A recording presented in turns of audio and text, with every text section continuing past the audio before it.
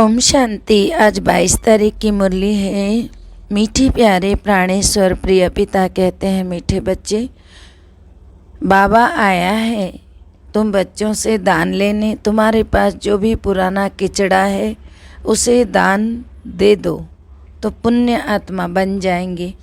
प्रश्न है, पुण्य की दुनिया में चलने वाले बच्चों के प्रति बाप की श्रीमत क्या है? पुण्य की दुनिया में चलने वाले बच्चों प्रति बाप की श्रीमत क्या है? उत्तर है, मीठे बच्चे, पुण्य की दुनिया में चलना है तो सबसे ममत्व मिटाओ, 5 विकारों को छोड़ो। इस अंतिम जन्म में ज्ञान चिता पर बैठो, पवित्र बनो तो पुण्य आत्मा बन जाएंगे, पुण्य की दुनिया में चले जाएंगे।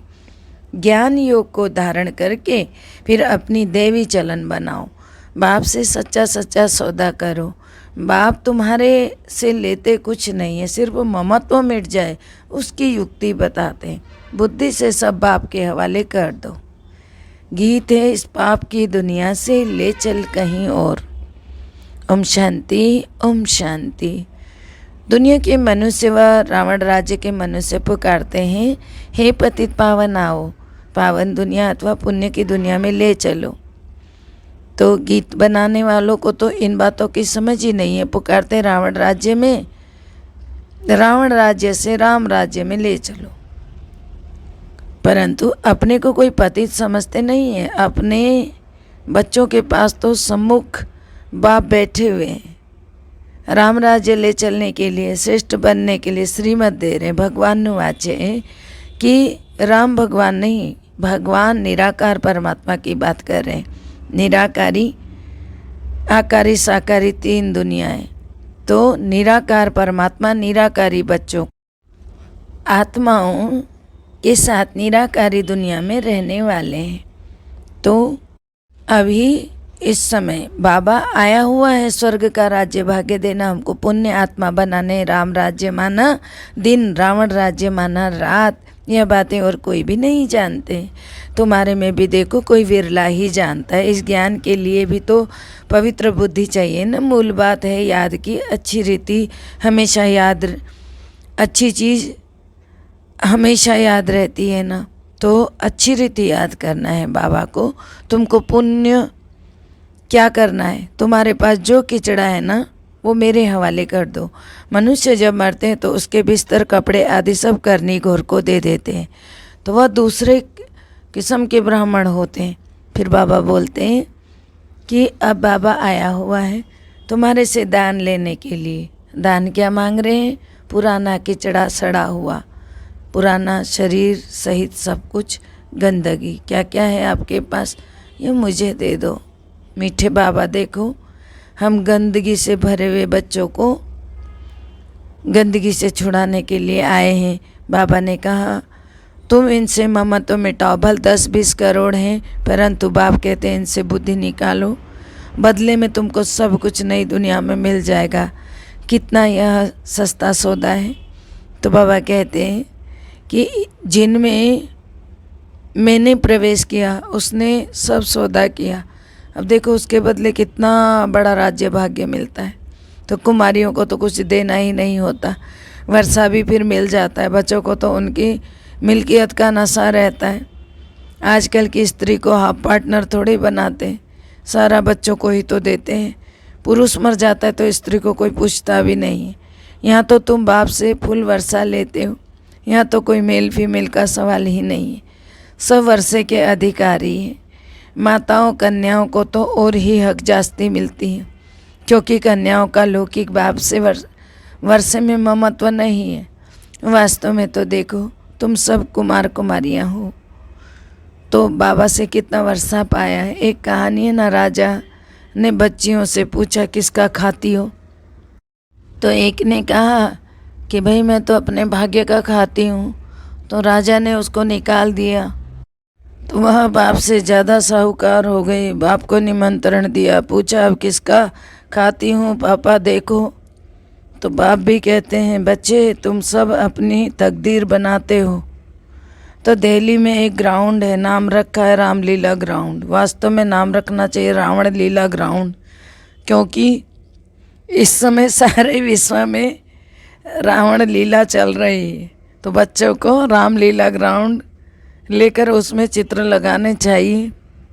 तो बाबा कहते हैं एक तरफ राम का चित्र और नीचे बड़ा सा रावण का भी चित्र हो, बहुत बड़ा गोला हो, बीच में लिख देना चाहिए या राम राज्य या रावण राज्य।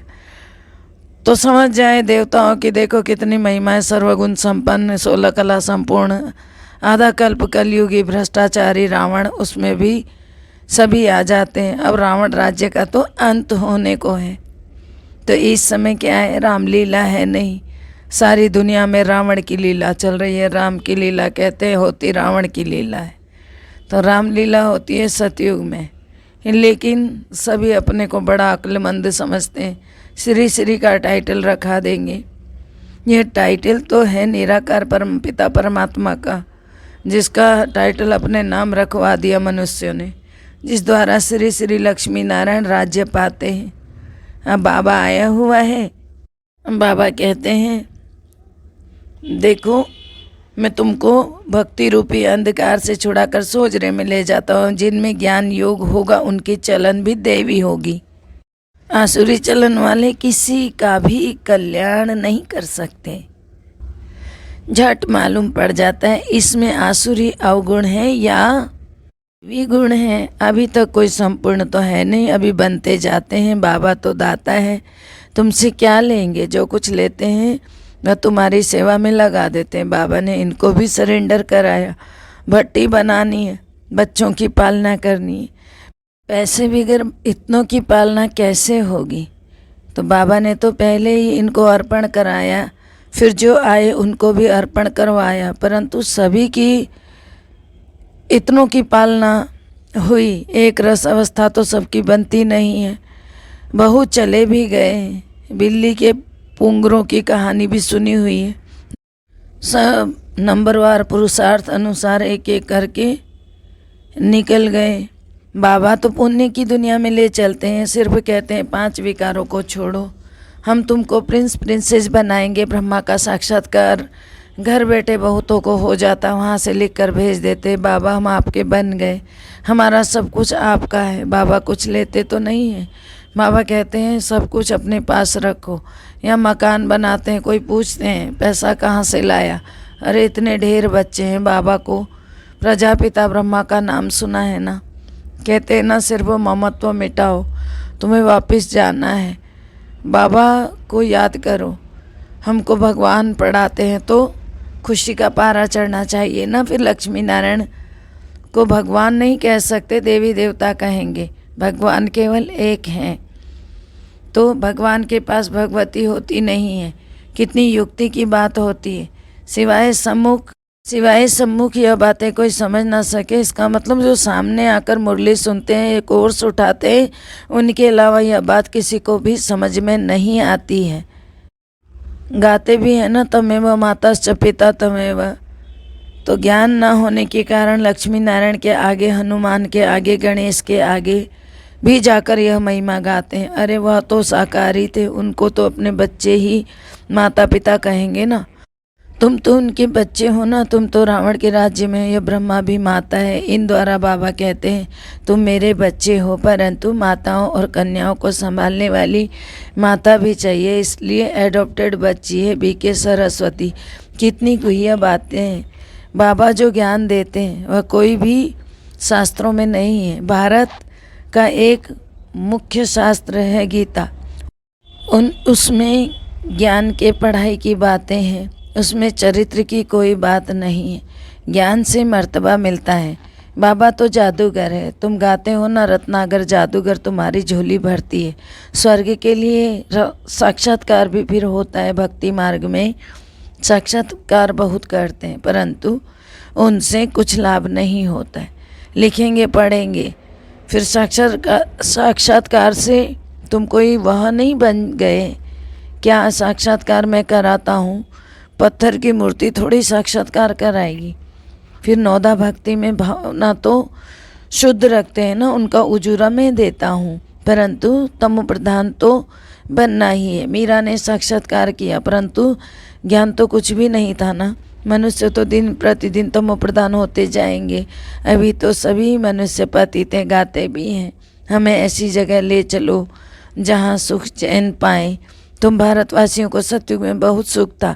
सतयुग का नाम बाला है ना, स्वर्ग भारत में ही था, परंतु समझते नहीं हैं। यह भी जानते हैं भारत ही प्राचीन था, स्वर्ग था, वहाँ कोई और धर्म नहीं था। यह सब बातें बाप ही समझाते। तुम सभी अब श्रवण कुमार और कुमारियाँ बनते हो। तुम सबको ज्ञान की कांवाठी कांवर पर बिठाते हो और सबको सब मित्र संबंधियों को ज्ञान दे उठाना है। तो बाबा के पास तो युगल भी आते हैं। आगे तो जिस्मानी ब्राह्मण से हथियाला बंधवाते थे, अभी तुम रूहानी ब्राह्मण कामचिता का हथियाला तोड़ते हो, बाबा के पास आते हो। तो बाबा पूछते हैं स्वर्ग में चलेंगे? कोई कहते हैं हमको स्वर्ग यहाँ ही है। अरे यह तो अल्पकाल का स्वर्ग है। मैं तुमको 21 जन्म के लिए स्वर्ग दूंगा, परंतु पहले पवित्र रहना पड़ेगा। बस इसी ही बात पर ढीले पड़ जाते हैं। अरे बेहद का बाप कह रहा है यह तो अंतिम जन्म ज्ञान चिता पर बैठो।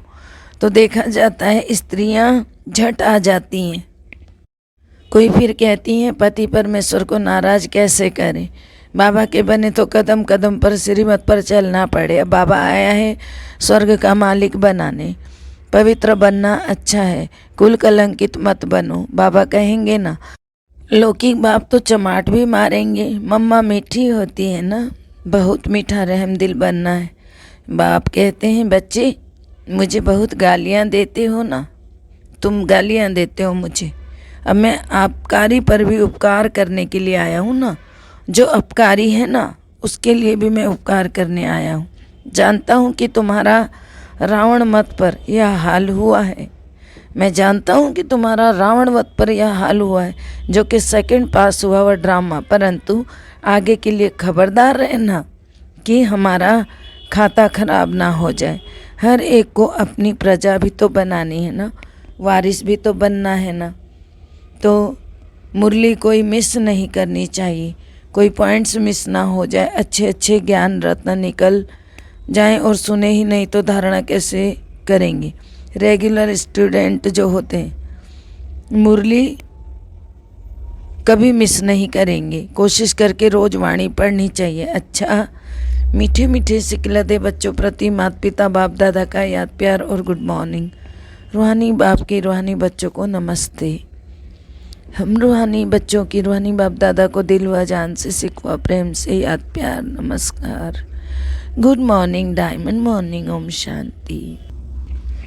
धारणा है पहला पॉइंट, अपना खाता खराब न हो इसके लिए बहुत खबरदार रहना है, कभी कुल कलंकित नहीं बनना है, पढ़ाई रोज पढ़नी है, मिस नहीं करनी है। दूसरा है श्रवण कुमार और कुमारी बन ज्ञान कवाठी अर्थात कांवर पर सबको बिठाना है, मित्र संबंधी को भी ज्ञान दे, उनका कल्याण करना है। मीठे प्यारे बाबा का वरदान है अपने ऑक्यूपेशन की स्मृति द्वारा मन को कंट्रोल करने वाले राजयोगी भव। अमृत वेले तथा सारे दिन में बीच बीच में अपने ऑक्यूपेशन को स्मृति में लाओ। मैं राजयोगी हूँ, मैं राजयोगी की सीट पर सेट होकर रहती हूँ, तो उस राजयोगी सीट पर सेट होकर रहो। राजयोगी माना राजा, उसमें कंट्रोलिंग और रूलिंग पावर होती है, उसका मन कंट्रोल में हो, वह सेकंड में मन को कंट्रोल कर सकता है। वो कभी अपने संकल्प बोल और कर्म को व्यर्थ नहीं गंवा सकते। अगर चाहते हुए भी व्यर्थ चला जाता है तो उस नॉलेज फुल व राजा उसे नहीं कहेंगे। तो स्लोगन है स्व पर राज्य करने वाले ही सच्चे स्वराज्य अधिकारी हैं। स्व पर राज्य करने वाले ही सच्चे स्वराज्य अधिकारी हैं। ओम शांति। मातेश्वरी जी के अनमोल महावाक्य इस अविनाशी ज्ञान पर अनेक नाम धरे हैं। इस अविनाशी ईश्वरीय ज्ञान पर अनेक नाम धरे हैं अर्थात रखे गए हैं। कोई इस ज्ञान को अमृत भी कहते हैं, कोई ज्ञान को अंजन भी कहते हैं। गुरु नानक ने कहा ज्ञान अंजन सतगुरु दिया, तो कोई ने फिर ज्ञान वर्षा भी कहा, क्योंकि इस ज्ञान से ही सारी सृष्टि सब्ज परी हरी भरी बन जाती है। जो भी तमो प्रधान मनुष्य होते हैं वो सतो प्रधान मनुष्य बन जाते हैं और ज्ञान अंजन से अंधियारा मिट जाता है। इसी ही ज्ञान को अमृत भी कहते हैं, जिससे जो मनुष्य 5 विकारों की अग्नि में जल रहे हैं, उससे ठंडे हो जाते। देखो गीता में परमात्मा साहब कहते हैं कामेषु क्रोधेषु, उसमें भी पहला मुख्य है काम विकार, जो ही 5 विकारों में मुख्य बीज है। बीज होने से ही फिर क्रोध, लोभ, मोह, अहंकार आदि झाड़ पैदा होते। उससे मनुष्य की बुद्धि भ्रष्ट हो जाती। अब उस ही बुद्धि में ज्ञान की धारणा होती है। जब ज्ञान की धारणा पूर्ण बुद्धि में हो जाती है तभी विकारों का बीज खत्म हो जाता है। बाकी सन्यासी तो समझते हैं कि विकारों को वश करना बड़ी कठिन बात है। अब यह ज्ञान तो सन्यासियों में है नहीं, तो ऐसी शिक्षा देवें कैसे? सिर्फ ऐसे ही कहते रहते मर्यादा में रहो, परंतु असल में मर्यादा कौन सी थी? वो मर्यादा आजकल सबकी टूट गई। कहाँ वो सतयुगी त्रेता युगी देवी देवताओं की मर्यादा, जो गृहस्थ में रहकर कैसे निर्विकारी प्रवृत्ति में रहते थे, अब वो तो सच्ची मर्यादा थी, तो अब कहाँ है? आजकल तो देखो उल्टी विकारी मर्यादा पालन करते हैं। एक दो को ऐसा ही सिखाते हैं मर्यादा में चलो, मर्यादा में रहो। मनुष्य का पहला क्या फ़र्ज है वो तो कोई जानता नहीं, बस इतनी ही प्रचार करते रहते मर्यादा में रहो, मगर इतना भी नहीं जानते कि है क्या मर्यादा। मनुष्य की पहली मर्यादा है निर्विकारी बनना। अगर कोई ऐसा पूछा जाए, कोई से ऐसा पूछा जाए कि तुम इस मर्यादा में रहते हो, तो कह देंगे आजकल इस कलयुगी सृष्टि में निर्विकारी होने की हिम्मत नहीं है। अब मुख से कहना ही मर्यादा में रहो, मर्यादा में रहो, इससे थोड़ी मर्यादा में रहेंगे। निर्विकारी बनो, इससे तो कोई भी निर्विकारी बन नहीं सकेगा यदि मुख से खाली बोलेंगे। तो निर्विकारी बनने के लिए इस ज्ञान तलवार से 5 विकारों के बीज को खत्म करना है, तभी तो विकारी मनुष्य निर्विकारी बनेंगे, तभी विकर्म भस्म हो सकेंगे। अच्छा, ओम शांति। भला हो, सब सुख पाएं, सब परमात्मा से जुड़ जाएं। सबका भला हो, सब सुख पाएं, सब परमात्मा से जुड़ जाएं। सबका भला हो, सब सुख पाएं, सब परमात्मा से जुड़ जाएं। अंत समय में अपना जीवन सफल बनाएं, मुक्ति जीवन मुक्ति को पाएं।